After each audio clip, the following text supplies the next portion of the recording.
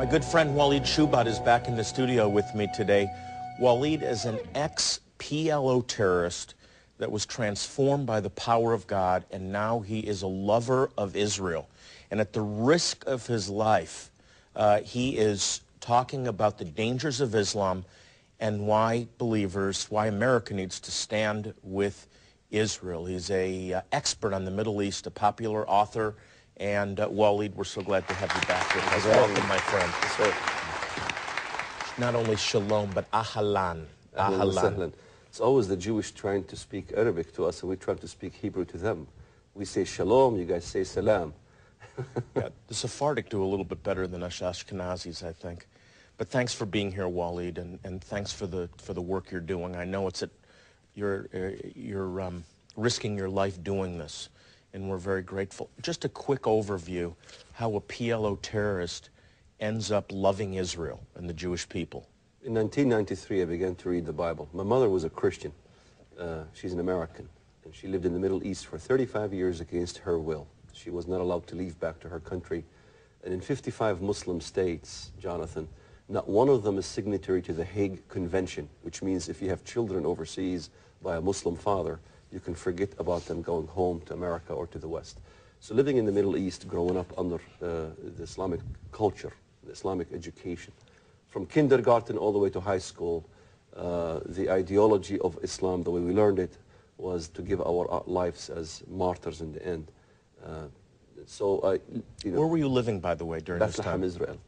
And in 1993, my life took a turn. And after living a life of terrorism, planting a bomb, ended up in prison, came to the States, was involved in the Muslim Brotherhood here in the early 80s.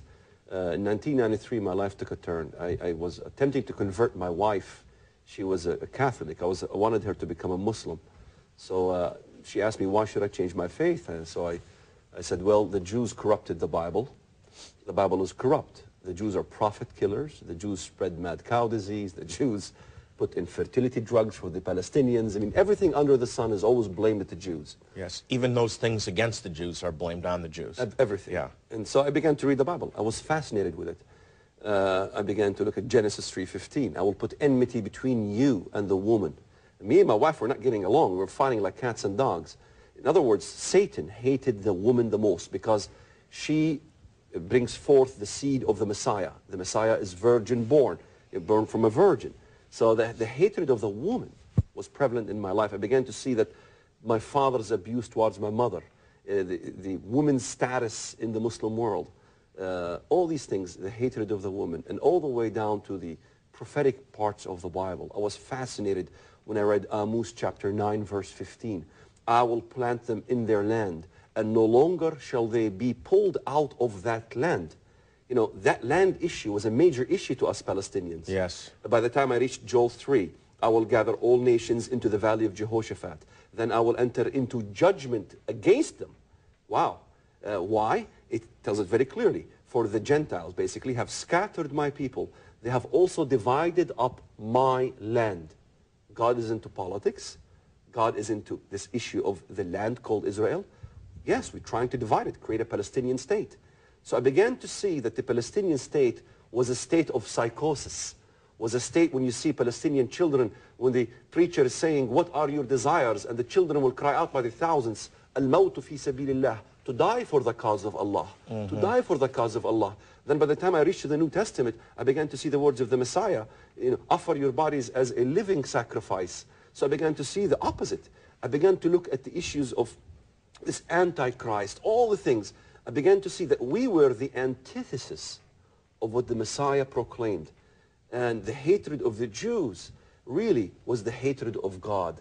You know, this is the most one of the most blasphemous things in the Bible is to deny God's edicts. If God makes an edict and we deny it, we're really blaspheming God. I saw myself as a blasphemer and nothing more.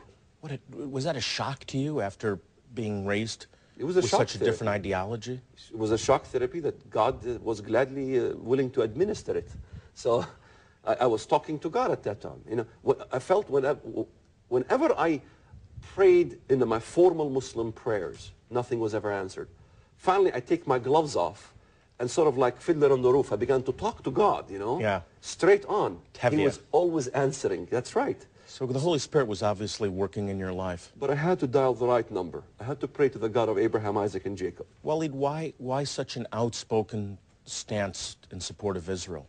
At When the cost of your life, at the threat of your life? When I did my prayer, I said, God, show me the truth. If you show me the truth, I will do your will in my life. I will do anything you want me to do. Those were my exact words. So in the Middle East, a deal is a deal. I made a deal. He showed me the truth. He showed me the way. I am the truth, the way, and the life. No one comes to the Father but by me. So now I have to keep my end of the bargain. You know, at times I feel like saying, God, I quit, you know. I'm then sure. He says, okay, martyrdom. I said, God, may I reconsider, you know. In other words, the Messiah said, if you attempt to lose your life, you will save it. If you attempt to save your life, you will lose it. The same goes with a job. I always attempt to lose my job, to tell the truth. You lose interviews, you get people hating you, but guess what? God has more avenues. Yes. The harvest is plenty, and the reapers are few. Better to be a friend of God. That is right. Walid, let's talk about some politically incorrect things, but the truth. It's politically correct to say that Islam is a religion of peace and love. But when you go back to the Quran, it says something very different. Now, we find Moses, we find Jesus in the Quran, Elijah, and so on. So why would fanatical Muslims be killing Christians and Jews? Because their Jesus and their Moses and their Abraham is not the same Jesus, and it's not the same Abraham. The Abraham as defined in the Quran is a Muslim. وَمَا كَانَ إِبْرَاهِيمُ يَهُودِيًّا وَلَا نَصْرَانِيًّا وَإِنَّمَا كَانَ حَنِيفًا مُسْلِمًا. Abraham was not a Jew or a Christian, he was a Muslim. So it is a Muslim Abraham, it is a Muslim Moses. If you look at Hanan Ashrawi before Yasser Arafat croaked, what would she say? She would say, Jesus is a Palestinian from my country. So in other words, the crucified Messiah, even among the Palestinian Christians, is really a revolutionist. So the corruption was among the Christian Palestinians as well. But from the Muslim perspective, Jesus was never crucified. God had no son. The Trinity is an anathema. So not the Jesus of the New Testament. Absolutely different, totally different. And not Allah is not the God of Israel, the God of Abraham, right? His name is not Yahweh, his name is Allah. Allah was a god in Arabia way prior to the advent of even of Islam. It was a Babylonian deity.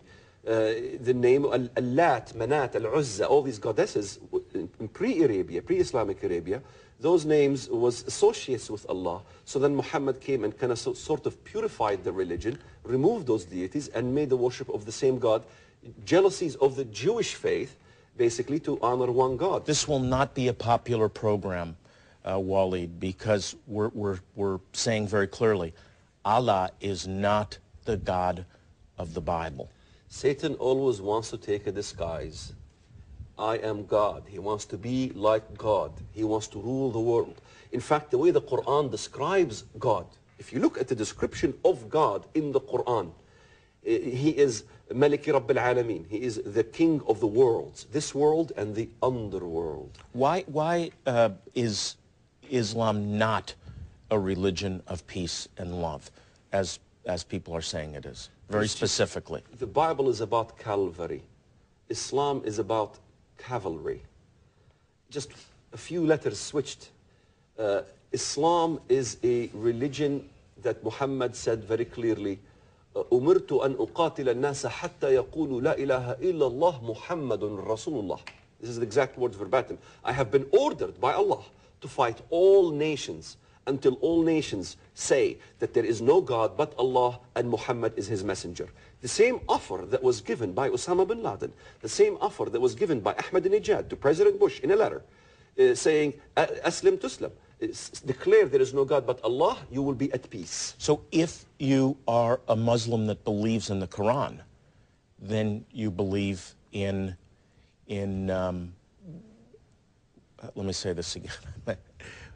So if you are a Muslim that believes in the Quran, you believe in violence. You believe in jihad. That's a good point. But the West thinks about the violent part only. No, not exactly. Violence is the end result. It's the three stages of Islam. First, you do the offer peace, okay? We're going to have to take a break. I want to cover that when we come back, talk about the different stages of jihad. Maybe you've heard the term jihad. You don't even know exactly what it is. We're going to be covering that when we come back. Don't go away.